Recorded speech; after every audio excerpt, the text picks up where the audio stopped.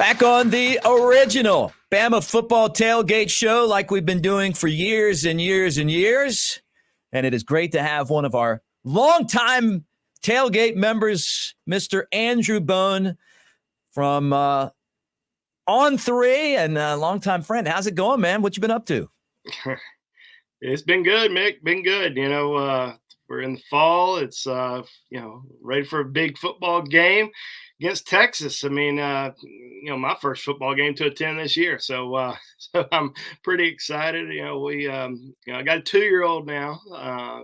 Our son just turned 2 not too long ago, so it's we've had our hands full. Of course, we're gonna have our hands even more full next month when our baby girl arrives. So yeah, we're gonna. We're going to be watching a lot of football at the house this season, but good to get down to Tuscaloosa to watch this game against Texas. Well, it's great to have you on from Bama Online and talking Alabama football. And guys, don't forget Alabama and Texas played today, and the show is presented by NewLifeArt.com. You see all the Daniel Moores behind Bone back there. Bama Tailgate gets you a discount on your next print, and maybe today, Bone, and it could happen, something magical takes place on the football field. Daniel Moore paints up a picture. But what we're going to talk about are the guys that make that happen, and that's what you have done for so many years and been great at it, and that's covering recruiting. And I know that this is a huge recruiting weekend for Alabama. It is. You look at the guest list of guys who are coming into town from 2024, all the way through 2027 that are going to be in Tuscaloosa for this game. It's about as good of a guest list as I can remember.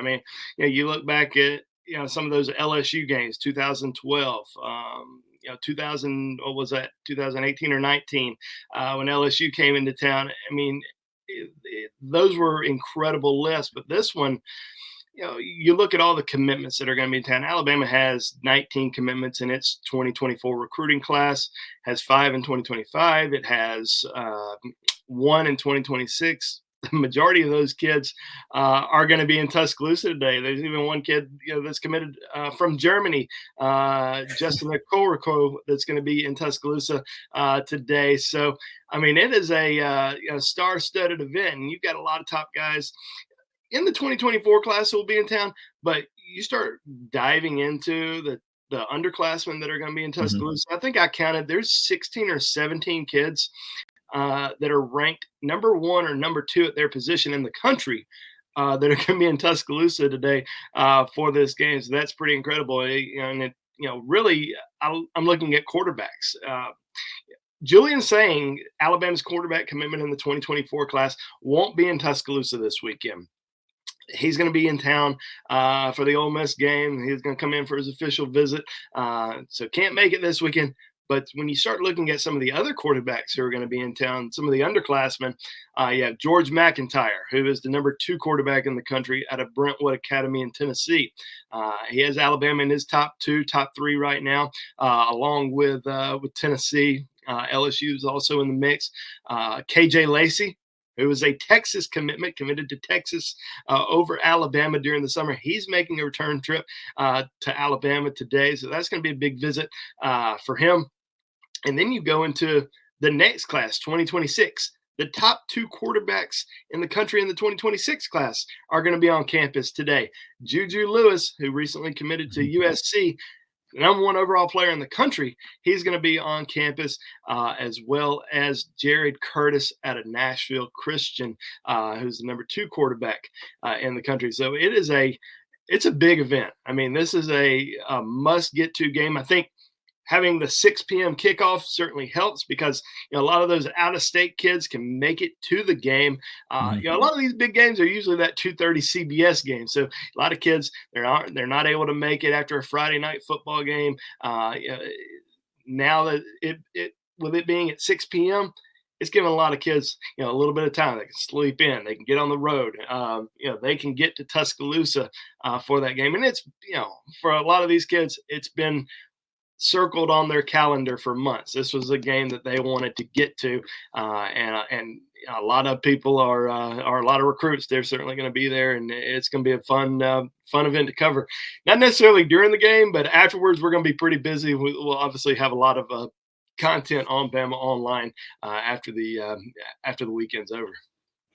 How do you feel about this recruiting class so far for Nick Saban in Alabama?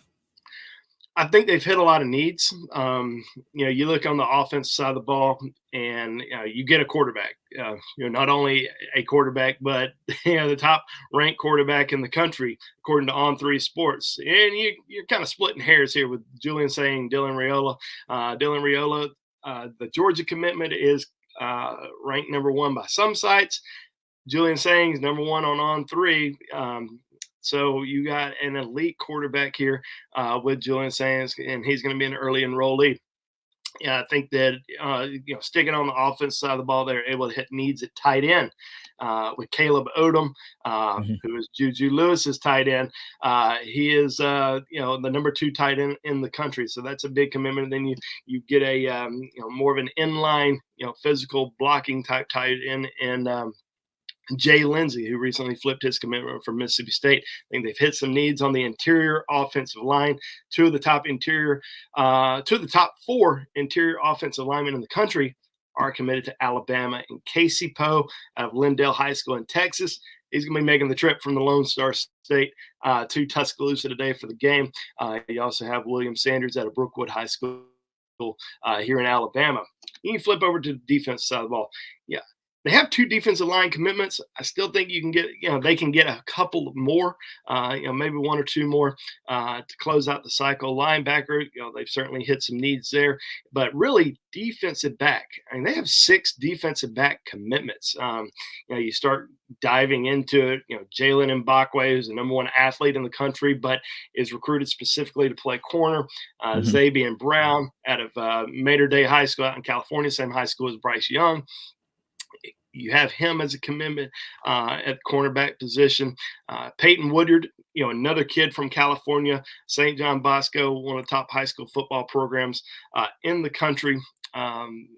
Flipped his commitment from Georgia to Alabama. He also had another big flip during the summer. Red Morgan out of Central High School in Phoenix City, flipping his commitment from Florida State to Alabama. So Alabama has really hit their needs in the defensive backfield. And I think there's still obviously some areas that they can continue to add some more talent. Running back, don't have a running back commitment just yet. I think they're going to assign at least 1. Potentially add 1 more wide receiver. They certainly want to get a tackle. Jordan Seaton, right at the top of their recruiting board. The 5-star offensive lineman out of IMG Academy. Defensive line, still looking for 1 or 2 more guys there. And then linebacker-wise, I think edge. They don't have an edge commitment just yet. Solomon Williams, who will be in Tuscaloosa today, one of their top overall targets at the position out of Carrollwood Day. Be interesting to see if Alabama can go back-to-back years signing an elite edge rusher from the Tampa area. They got Keon Keeley last year. Now this year, Solomon Williams are right at the top of their wish list. So we'll see what happens, but it should be a great weekend overall for a lot of those commitments, but also a lot of the big targets that are going to be in town. Do you think that's why Alabama's playing South Florida next week? The recruiting and kind of looking ahead to next week. Does this big weekend kind of follow through? And I guess when you answer that, how can people keep up with you to know what's going on after they hear you today? Well, you can certainly go to Bamaonline.com, and we're going to be providing an extensive amount of coverage. Not just from the football team, but also recruiting. Shortly afterwards, we're going to have interviews, we're going to have nuggets, we're going to have so much stuff, especially on the BOL Roundtable, which is our message board. So go check that out. We'll have a running thread throughout Saturday, throughout Sunday, and into next week. So be sure to check that out. With the game at South Florida, South Florida. Yeah. I mean, does that help Alabama follow through? Yeah, I think with the game being down in down in Tampa, I think it certainly helps, recruiting. And, it's an area that Alabama has recruited for several years. Now going down there, you're going to have probably a lot of different people, that are going to be watching the game, going to the game, that are simply just there to see Alabama. They may not be fans of either one of the programs, but when you see Alabama rolling into town, you want to get there, you want to go see them. So it kind of opens eyes of a different audience, and we saw that from previous games, all the early games that we used to see in Atlanta. The games in Dallas. I remember a coach out in California telling me how impressed people in California were when Alabama came out there and played in that 2009 national championship. And that's what made a lot of recruits and a lot of people out in California even start watching Alabama even more. So getting down to Tampa, being an area that Alabama likes to recruit, I certainly think that it will open the door for more recruits here in the future. Awesome. Great to see you again, Bone. And as everyone hangs out with us, make sure that if you're on YouTube, and I know a lot of you guys are listening on radio across the state of Alabama, roll tide and thank you. And if you're on YouTube, it's Bama Tailgate is our YouTube channel. So make sure that you like and subscribe there as you hang out. All right, Bone, anything else that you want to tell us before we head on to the second hour of the show? Yeah, enjoy the game. It's going to be fun. I think that, we're certainly eager to see what the atmosphere is going to look like. It should be electric. 6 p.m. kickoff. It doesn't really get much better than that. So have fun whether you're watching it on television, you're at the game. Be safe, and be sure to come hang out with us on Bama Online afterwards. Yeah, roll tide, man. Bama Online, the gang at On3. A lot of my good buddies over there, and you guys are the best in the business, and we'll be keeping an eye on you, and let's talk again next week. That's Andrew Bone.